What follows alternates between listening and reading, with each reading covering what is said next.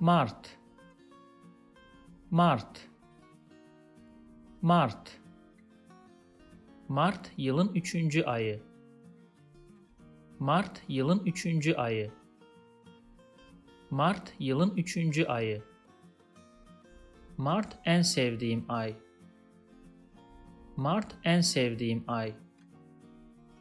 Mart en sevdiğim ay.